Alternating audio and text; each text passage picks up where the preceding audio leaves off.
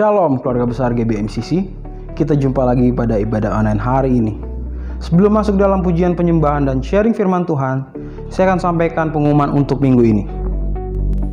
Pelaksanaan Cool Pray and Worship diadakan setiap hari Kamis pukul 19.30 malam melalui aplikasi Zoom.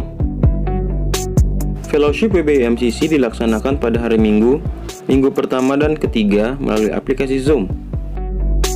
Youth Service Online diadakan setiap hari Sabtu pukul 7.30 malam melalui aplikasi Zoom. Untuk pelayanan pastoral, sementara waktu dilakukan melalui telepon dan WhatsApp. Untuk perpuluhan, misi, penginjilan, ucapan syukur, diakonia, dan lain-lain dapat ditransfer melalui BCA berikut ini. Setelah firman Tuhan disampaikan, kita akan mengikuti perjamuan kudus. Untuk itu, mari kita siapkan terlebih dahulu roti dan anggur perjamuan kudus. Mari kita dengarkan pesan firman Tuhan yang luar biasa. Shalom, apa kabar saudara? Kita percaya kita selalu di dalam keadaan yang luar biasa. Pada VOP kali ini, kita akan membahas mengenai kekudusan seksualitas atau sexual purity.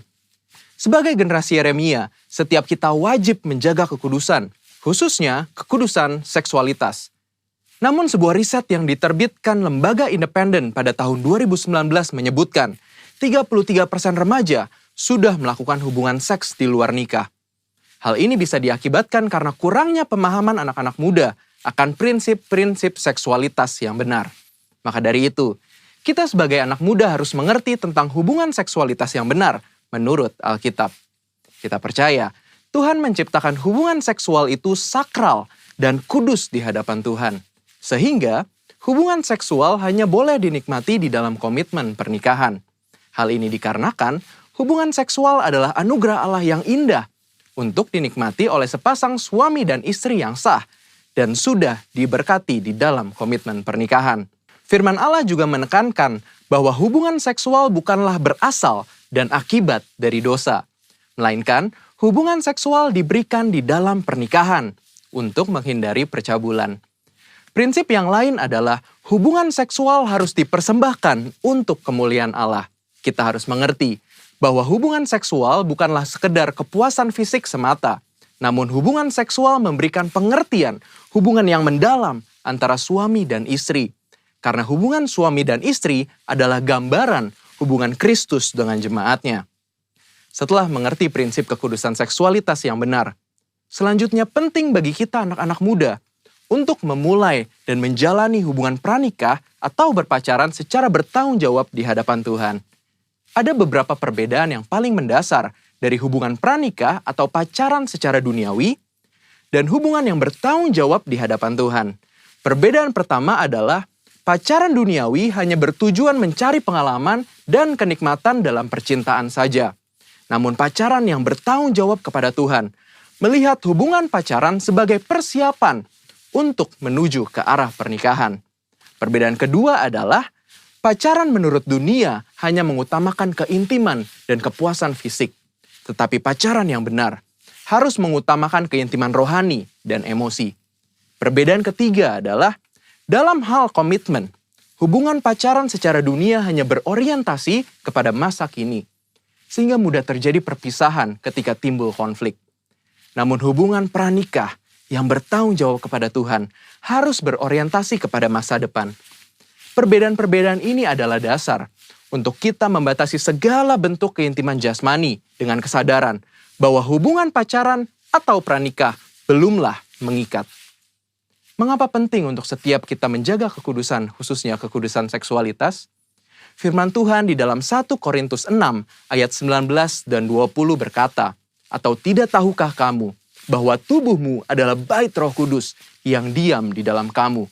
Roh Kudus yang kamu peroleh dari Allah, dan bahwa kamu bukan milik kamu sendiri, sebab kamu telah dibeli dan harganya telah lunas dibayar. Karena itu, muliakanlah Allah dengan tubuhmu." Kita harus mengerti bahwa tubuh kita adalah bait Roh Kudus dan Tuhan sudah menebus setiap kita. Sehingga sudah seharusnya kita memuliakan Allah dengan tubuh kita. Dan salah satu caranya adalah menjaga kekudusan, khususnya kekudusan seksualitas. Menjaga kekudusan juga adalah bentuk ketaatan kita kepada Allah. Selain itu juga, saat kita hidup kudus, Tuhan secara khusus bisa pakai kita untuk maksudnya yang mulia. Sebagaimana ditulis di dalam 2 Timotius 2 ayat 21 dan 22. Jika seorang menyucikan dirinya dari hal-hal yang jahat, ia akan menjadi perabot rumah untuk maksud yang mulia. Ia dikuduskan, dipandang layak untuk dipakai tuannya, dan disediakan untuk setiap pekerjaan yang mulia. Sebab itu, jauhilah nafsu orang muda, kejarlah keadilan, kesetiaan, kasih, dan damai bersama-sama dengan mereka yang berseru kepada Tuhan dengan hati yang murni. Sebagai generasi Yeremia, kita percaya Tuhan akan pakai kita dan percayakan kita hal-hal yang besar.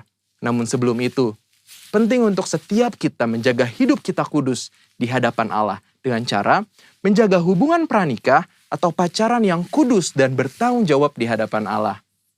Namun, jika kita telah jatuh di dalam dosa seksualitas, Tuhan kita adalah Tuhan pengampun dan adil. Saat kita mau datang kepada Tuhan, mengakui setiap dosa-dosa kita dan bertobat, maka pengampunan Tuhan akan mengalir dan hidup kita akan dipulihkan.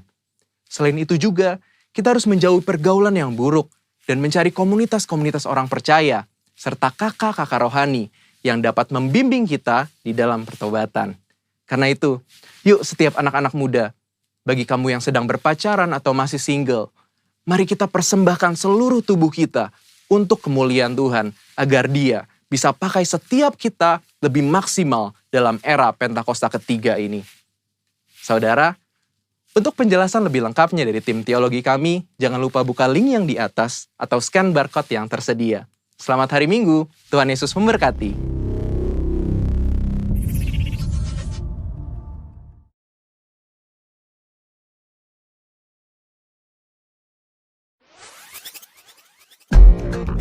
Shalom, puji nama Tuhan. Apa kabar Bapak Sudah dikasih Tuhan? Mari kita siapkan hati kita untuk memuji Tuhan, meninggikan Dia. Haleluya. Sebelum dunia ini ada, kuasa-Mu telah terbentang. Sepanjang sejarah manusia, tak ada yang sanggup menyangkali Kau Alfa Omega, Tuhanku luar biasa. Perbuatanmu heran, dulu sekarang selamanya. Lakukanlah lagi keajaiban dalam nama-Mu Tuhan. Nyatakanlah lagi kemuliaan-Mu atas hidupku. Hidupku penuh mujizat.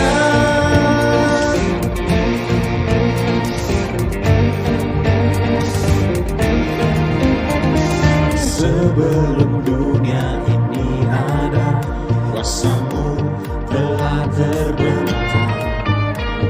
Sepanjang sejarah manusia, tak ada yang sanggup menyangkali Kau Alfa Omega, Tuhanku luar biasa.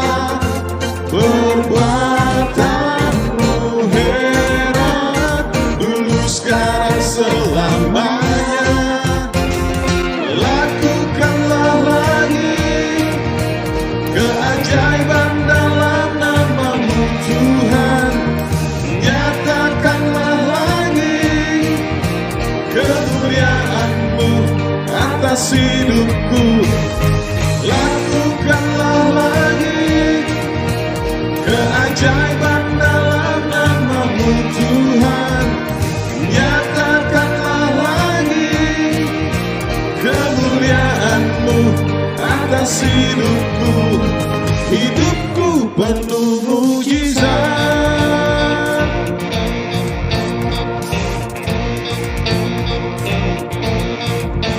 Kau Alfa Omega, Tuhanku luar biasa. Perbuatanmu heran, dulu sekarang selamanya. Kau Alfa Omega, biasa, perbuatanmu heran, dulu sekarang selamanya.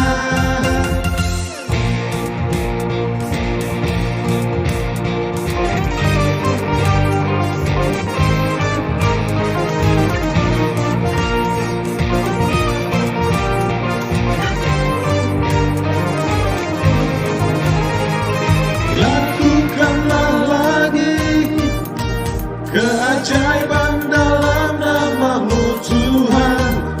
Nyatakanlah lagi kemuliaan-Mu atas hidupku. Lakukanlah lagi keajaiban dalam nama-Mu Tuhan.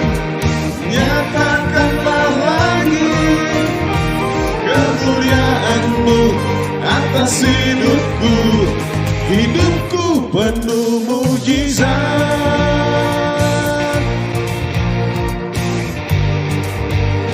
hidupku penuh mujizat. Angkat tanganmu bersama-sama katakan, hidupku penuh mujizat.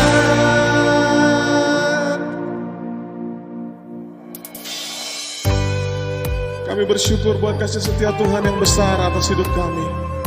Kami bersyukur sebab kesetiaan-Mu dari selama-lamanya sampai selama-lamanya. Mazmur 50 ayat 4 berkata, banyaklah yang telah Engkau lakukan, ya Tuhan Allahku, perbuatan-Mu yang ajaib dan maksud-Mu untuk kami.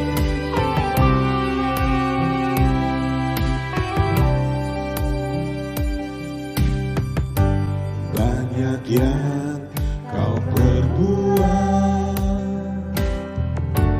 di dalam hidupku, rancangan indah-Mu terjadi di hidupku. Bapa yang mengerti segala yang ku perlu,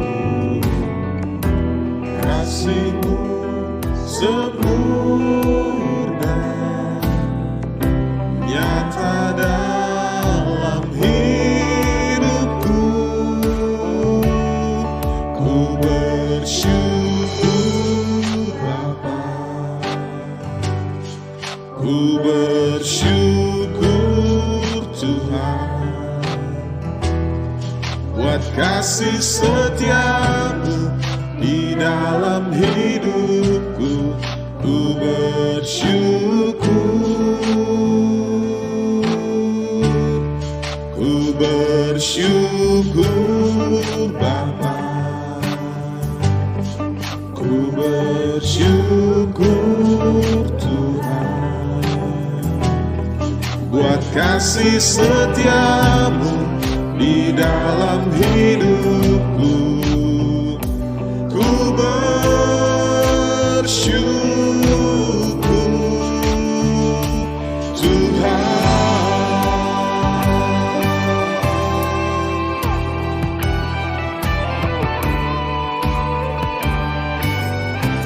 Mari bersama-sama saudara katakan, banyak yang Kau perbuat di dalam hidupku, rancangan indah-Mu terjadi di hidupku. Bapa yang mengerti segala yang ku perlu, kasih-Mu sempurna nyata dalam hidupku. Ku bersyukur Bapa, ku bersyukur Tuhan kasih setiamu di dalam hidupku, ku bersyukur, ku bersyukur Bapa, ku bersyukur Tuhan,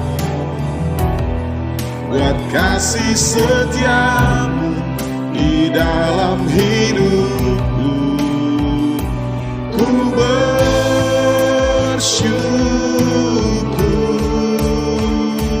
Tuhan.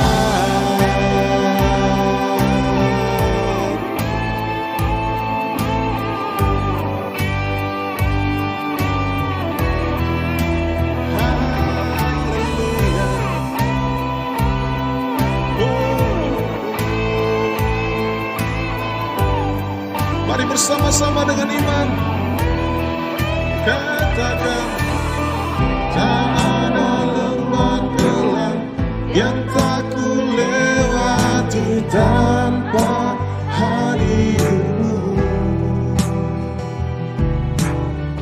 Hatiku takkan gentar, sebab ku tahu tanganmu yang menopangku. Tak ada lembah gelap yang tak ku lewati tanpa hadirmu.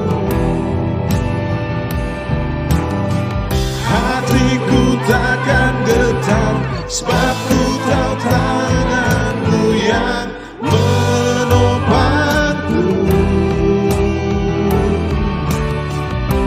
Kaulah Yesus, Kaulah Tuhan, hanya Kau ku percaya. Kaulah Yesus, Kaulah Tuhan, harapan hidupku.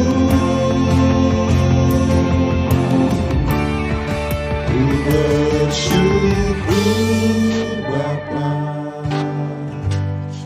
ku bersyukur Tuhan, buat kasih setiamu, buat kasih setiamu di dalam hidupku, ku bersyukur, ku bersyukur Bapa, ku bersyukur, oh Tuhan, buat kasih setiamu di dalam hidupku, ku bersyukur,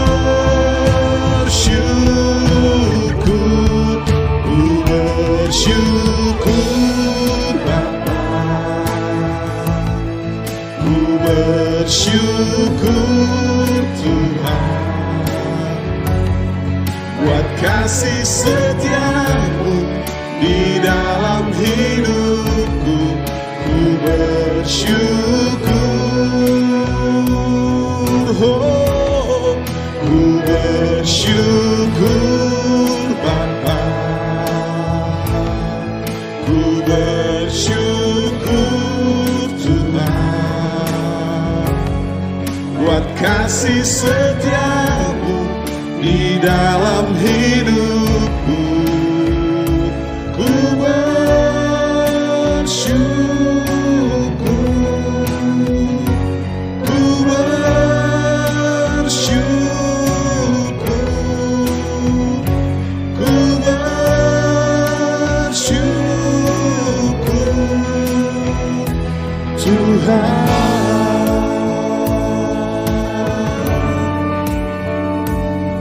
Haleluya, oh, kami bersyukur Tuhan, kami bersyukur Yesus. Haleluya, sebab Engkau baik, kasih setiamu besar. Haleluya,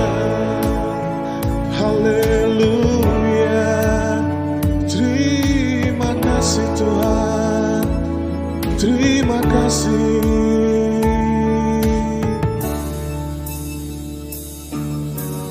Kami bersyukur buat kasih setia Tuhan yang besar atas hidup kami.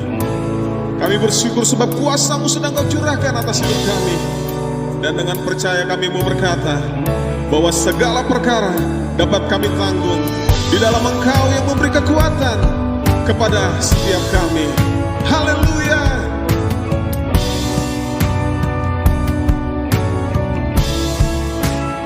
Segala perkara dapat ku tanggung di dalam Dia yang memberi kekuatan. Tuhan Yesus penolong dan sahabat. Tetap percaya Tuhan setia. Segala perkara dapat ku tanggung di dalam Dia yang memberi kekuatan. Tuhan Yesus penolong dan sahabat. Tetap percaya Tuhan setia. Mari bersama-sama dengan segenap hatimu andalkan Tuhan.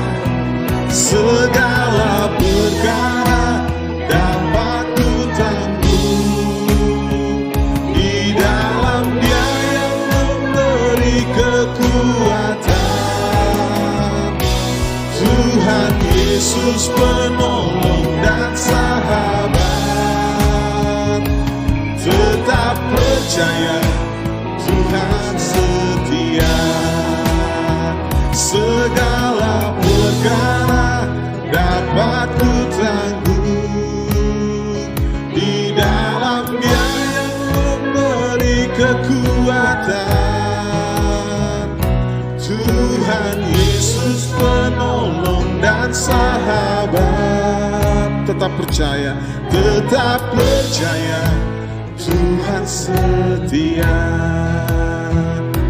Tuhan Yesus penolong dan sahabat.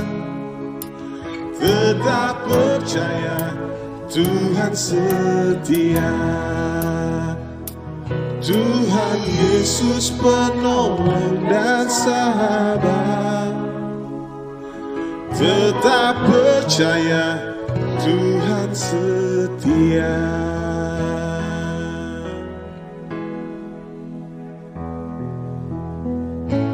Mari angkat tanganmu saudara di hadapan Tuhan. Katakan imanmu kepada Dia.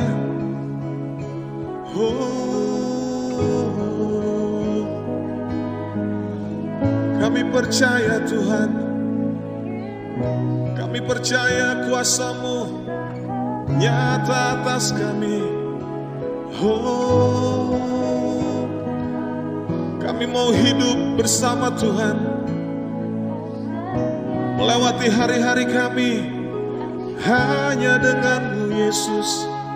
Haleluya.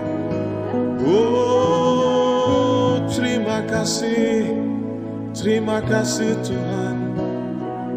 Haleluya.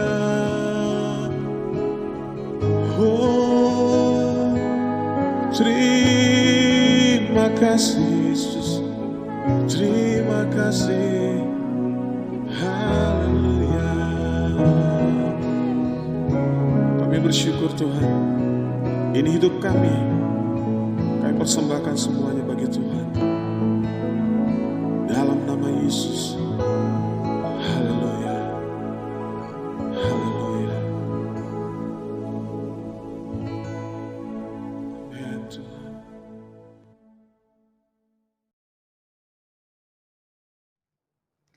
Salam miracle buat Bapak Ibu Saudara sekalian.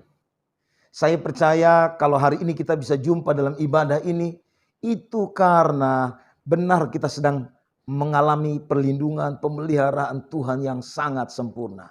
Yang percaya dan yang melihat itu sama-sama katakan amin. Nah Bapak Ibu Saudara, kita masih tetap melihat berbagai macam masalah muncul dan itu membuat Kita nggak punya kepastian apakah nanti semua keadaan ini menjadi tenang lagi, baik lagi.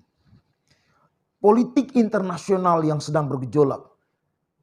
Lagi pula yang terjadi di bangsa kita Indonesia. Ada banyak permasalahan-permasalahan yang masih sedang dihadapi. Satu kata kunci yang akan kita bahas hari ini, yaitu kita butuh ketenangan dalam menghadapi semua keadaan ini. Apakah saudara bisa punya sikap yang tenang menghadapi fakta hidup hari ini? Mari kita baca Mazmur pasal 62, langsung ayat 2 dan ayat yang ketiga. Hanya dekat Allah saja aku tenang, daripada nyala keselamatanku. Hanya dialah gunung batuku dan keselamatanku, kota bentengku. Aku tidak akan goyah. Bapak Ibu Saudara yang terkasih dalam Tuhan Yesus Kristus. Raja Daud itu punya pengalaman hidup yang begitu luar biasa. Dia bukan hanya mengalami tantangan daripada musuh-musuh dia. Tapi dia juga menghadapi tantangan dari mertua dia, orang tua dia. Dan pengalaman-pengalaman itulah. Ada banyak nasihat-nasihat dan pesan firman Tuhan yang luar biasa kepada saudara dan saya. Dan hari ini dia bilang begini, hanya dekat Allah saja aku tenang. Apa makna daripada kata tenang itu sendiri? Saudara, dalam bahasa Ibrani itu dipakai kata humia. Kata humia itu punya pengertian diam. Kata ini punya pengertian istirahat. Jadi Bapak Ibu Saudara menunjuk kepada sebuah tindakan bebas dari aktivitas. Baik pekerjaan, hal-hal yang berkaitan dengan stres, ketegangan mental, ataupun juga dalam hal tanggung jawab. Jadi beristirahat dari semua keadaan. Itu yang digunakan dalam kata ini, dalam hal menerangkan tentang kata tenang itu Bapak Ibu Saudara. Kata ini juga dipakai untuk menerangkan jeda untuk relaksasi. Saudara, saya dengar orang Jepang, mereka sangat produktif dalam bekerja. Tapi mereka punya waktu istirahat. Sekalipun itu singkat, mereka gunakan semaksimalnya. Memang Bapak Ibu Saudara, ya, kita akan menjadi bisa melakukan sesuatu atau mencapai sesuatu yang lebih banyak atau lebih besar lagi ketika kita menggunakan waktu untuk istirahat sekalipun itu singkat. Saya Bapak Ibu Saudara, seringkali kalau pergi pelayanan ke Tanah Toraja, itu jarak Toraja dan Makassar itu kurang lebih 340 sampai 360 km. Biasanya kalau saya pergi itu kurang lebih jam 11 malam. Saya nyetir sendiri, kemudian sampai di Tanah Toraja, saya langsung siap-siap Bapak Ibu Saudara untuk pergi ke tempat pelayanan. Nah, setelah pelayanan pagi, pelayanan sore hari, kami makan terus kemudian langsung pulang. Terkadang dalam perjalanan rasa lelah atau kantuk itu muncul. Apa yang saya buat? Saya segera cari tempat berteduhan, kadang di pom bensin, lalu kemudian bisa istirahat dalam waktu cuma 10 menit, 15 menit. Saya bangun lagi. Dan saya bisa teruskan perjalanan yang panjang itu dengan nyetir sendiri. Dan itu berulang kali saya lakukan. Jadi saya mau bilang buat Bapak Ibu Saudara, memang ketenangan itu akan menolong kita. Sehingga kita bisa mencapai atau melakukan hal-hal yang sekalipun itu berat atau itu besar. Nah, karena itu Bapak Ibu Saudara, mari kita akan lihat sama-sama. Kunci untuk kita mengalami ketenangan dalam kehidupan ini. Apa kata pemazmur? Yang pertama, kalau kita dekat dengan Allah. Asal saja kita dekat dengan Allah, maka kita pasti akan melihat hidup kita ini akan tenang. Apakah saudara dekat dengan Tuhan? Dalam bahasa Ibrani, kata dekat dengan Allah itu dipakai kata El Elohim. Kata Elohim itu menunjuk pada semua aktivitas dan kejadian yang menyiratkan arahnya kepada Tuhan. Atau yang menyiratkan bahwa kita sedang pergi kepada Tuhan. Pengertian ini menjelaskan buat saya dan saudara, kita bisa mengukur hidup seseorang. Apakah dia dekat dengan Allah atau tidak. Dari semua aktivitas, kejadian apapun yang dia buat. Apakah dia bawa itu kepada Tuhan atau dia sedang menuju kepada Tuhan atau tidak. Yang kedua, kunci yang kedua, yaitu keyakinan yang kuat. Kepercayaan yang kuat kepada Tuhan itu akan membuat seseorang mengalami ketenangan dalam hidup. Dalam bagian teks ini Bapak Ibu Saudara, pemazmur berkata, daripadanya lah keselamatanku. Artinya dia melihat, dia percaya bahwa dia akan mengalami keselamatan dari Tuhan dalam semua aspek hidup dia. Dan saya mau bilang buat kita, kalau saudara sedang bergumul dengan pekerjaan, sedang bergumul dengan kesehatan, sedang bergumul dengan masalah rumah tangga atau keluarga, apakah kita percaya bahwa keselamatan dari Tuhan itu akan datang dalam hidup saudara dan saya? Dia juga katakan demikian, hanya Dia gunung batuku, hanya Dia kota benteng. Minggu yang lalu kita udah bahas tentang kata kota benteng. Dalam bahasa Ibrani pakai kata misgav.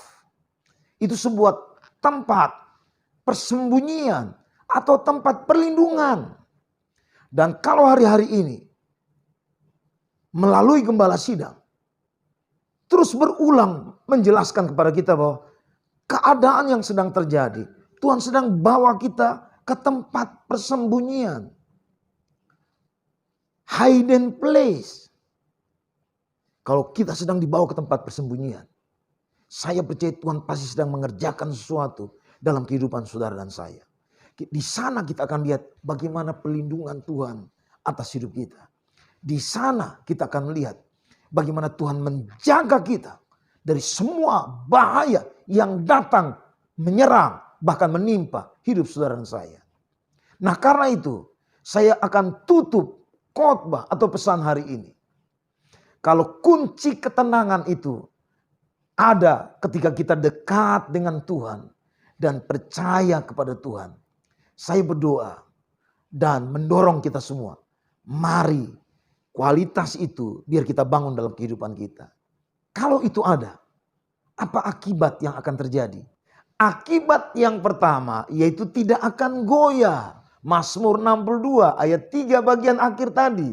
Jadi pemazmur berkata, aku tidak akan goyah. Bapak Ibu Saudara, kata tidak akan goyah. Kata kerja yang dipakai yaitu kata emot. Didahului dengan kata lo. Jadi Bapak Ibu Saudara, kalau kata emot itu menjelaskan tentang rasa tidak aman yang besar. Lalu dimulai dengan kata lo. Jadi artinya bahwa kita tidak mengalami rasa rasa tidak aman yang besar. Itu yang terjadi dengan orang yang dekat dengan Tuhan. Dengan orang yang percaya sungguh-sungguh kepada Tuhan. Dengan orang yang punya ketenangan dalam hidup. Artinya bahwa dia punya rasa aman yang dalam hidup dia. Haleluya. Saya rindu hari ini. Angkat tangan kita dan minta, Tuhan, saya mau mengalami rasa aman yang dalam hidup saya. Kata ini juga ketika itu digunakan dalam hubungan dengan Tuhan, punya pengertian kebergantungan dan kepastian yang terjadi buat hidup orang-orang yang percaya dan dekat kepada Tuhan. Jadi Bapak Ibu Saudara, aku tidak akan goyah. Itu menunjuk kepada pengertian orang yang bergantung kepada Tuhan. Orang yang punya kepastian dalam kehidupan dia. Sehingga hari ini saya berkata buat saudara saya, mari rindukan, alami kehidupan yang tenang itu. Sehingga akibat yang seperti itu hadir dalam kehidupan saudara dan saya. Yang kedua, Bapak Ibu Saudara, Amsal 14 ayat 30 bilang gini, hati yang tenang menyegarkan tubuh, tapi iri hati membusukkan tulang. Jadi itu berarti bahwa kalau hidup seseorang itu selalu diliputi, dikuasai oleh ketenangan yang didasari pada dekat kepada Tuhan dan percaya kepada Tuhan, maka dia pasti segar, sehat, kuat fisik dia. Yang percaya, katakan amin. Saudara lihat saya, seperti apa fisik saya? Bukankah segar? Bukankah mantap, kuat? Mengapa? Satu hal yang saya mau bilang buat kita, bahwa saya pun mengalami penderitaan, kesulitan, dan macam-macam hal-hal hidup seperti Bapak Ibu Saudara. Tapi kunci yang bisa membuat hidup saya tenang dan mengalami akibat-akibat itu, yaitu dekat kepada Tuhan dan percaya kepada Tuhan. Yang terakhir Bapak Ibu Saudara, akibat dari ketenangan. Yesaya 30 ayat 15. Demikian firman Tuhan. Sebab beginilah firman Tuhan Allah yang Maha Kudus, Allah Israel. Dengan bertobat dan tinggal diam, kamu akan diselamatkan. Dalam tinggal tenang dan percaya terletak kekuatanmu. Tetapi kamu enggan. Saya mau garis bawahi, yaitu dengan bertobat, tinggal diam, kamu diselamatkan. Yang kedua, dalam tinggal tenang dan percaya terletak kekuatanmu. Jadi akibat yang ketiga dari ketenangan yang hadir dalam hidup seseorang yang percaya dan dekat kepada Tuhan, yaitu ada kekuatan dalam kehidupan dia. Sehingga saya sangat percaya hidup dia akan produktif. Sehingga saya sangat percaya dia akan tampil lebih daripada pemenang. Sehingga saya percaya dia akan jadi orang yang setia dalam semua tanggung jawab iman dia. Mari bangkit berdiri dan kita akan berdoa. Angkat tanganmu, engkau yang ingin mengalami dan berkata, Tuhan, saya mau lihat ada kekuatan dalam hidup saya. Saya mau lihat tubuh yang sehat. Saya mau lihat hidup yang tidak goyah. Karena ada rasa aman yang besar. Ada sebuah kepastian dalam kehidupannya. Mari angkat tanganmu kepada Tuhan. Bapa, lihat semua pergumulan anak-anakmu ya Aba. Hamba-Mu berdoa dalam nama Tuhan Yesus. Seperti kata firman-Mu ini. Biar mereka tidak goyah. Biar mereka tetap sehat. Biar mereka melihat ada kekuatan yang baru dalam kehidupan mereka. Karena itu, dalam nama Tuhan Yesus Kristus, biar Roh-Mu memimpin kehidupan. Supaya terus mendekat kepada Tuhan. Supaya imannya makin berkobar-kobar kepada Tuhan. Percaya bahwa Tuhan segala-galanya. Tuhan tempat perlindungan kami. Tuhan tempat persembunyian kami. Kami bersyukur ya Aba. Kalau kami ada hingga hari ini. Kalau kami telah melalui masa-masa yang berat. Bahkan kami akan hadapi keadaan yang kami belum tahu ada di depan kami. Satu perkara yang kami ingin katakan hari ini. Hanya dekat kepada Tuhan. Aku tenang. Hanya dekat kepada Tuhan. Aku tidak akan goyah. Karena itu dalam nama Tuhan Yesus. Berkati setiap anak-anak-Mu ya Aba. Biar hatinya tetap mantap dengan Tuhan Yesus. Tuhan terima kasih. Terima kasih. Tolong sembuhkan yang sakit ya Aba. Tolong bebaskan, lepaskan dari yang sedang menghadapi masalah-masalah. Hamba-Mu berdoa, Tuhan tolong ya Aba. Berikan kekuatan sehingga kami bisa menghadapi bahkan menang terhadap semua permasalahan hidup yang kami sedang alami. Dalam nama Tuhan Yesus Kristus kami berdoa dan kami percaya kami melihat pertolongan Tuhan dalam semua hal-hal hidup kami. Haleluya. Dalam nama Tuhan Yesus. Amin. Mari siapkan diri untuk kita masuk dalam perjamuan kudus. Saya ajak Bapak Ibu Saudara bangkit berdiri. Alkitab berkata, barang siapa makan dan minum perjamuan kudus, hendaklah ia makan dengan cara yang benar. Karena itu hendaklah masing-masing orang periksa dirinya di hadapan Tuhan. Kalau ada kesalahan, pelanggaran, dosa, mari minta ampun kepada Tuhan Yesus. Mari kita satu dalam doa. Tuhan, kami orang berdosa. Upah dosa itu maut. Tapi karena kasih Tuhan Yesus, kami telah mengenal-Mu. Karena kasih Tuhan Yesus, Engkau telah mengampuni kami. Engkau telah menguduskan kami. Bahkan Engkau angkat kami menjadi anak-anak-Mu. Betapa baiknya Engkau buat kami ya Aba. Itu sebabnya hari ini kami datang di hadapan Tuhan. Layakkan kami. Ampuni salah dan dosa kami ya Aba. Sehingga kami berkenan untuk bersekutu dengan tubuh dan darah-Mu. Dalam nama Tuhan Yesus Kristus. Haleluya. Amin.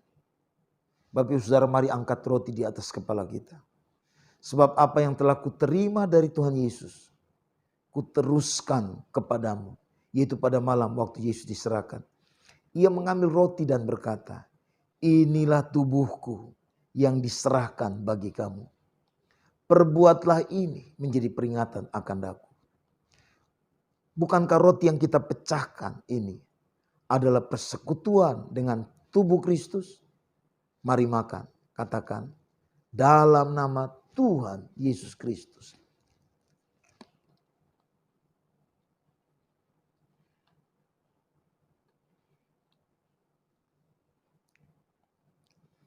Demikian juga ia mengambil cawan sesudah makan dan berkata, cawan ini adalah perjanjian baru yang dimeteraikan oleh darahku.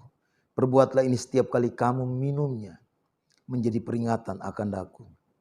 Saudaraku, angkat anggur tinggi-tinggi di atas kepala kita. Bukankah cawan pengucapan syukur yang atasnya kita ucapkan syukur ini adalah persekutuan dengan darah Kristus? Katakan amin. Mari kita minum. Dalam nama Tuhan Yesus Kristus.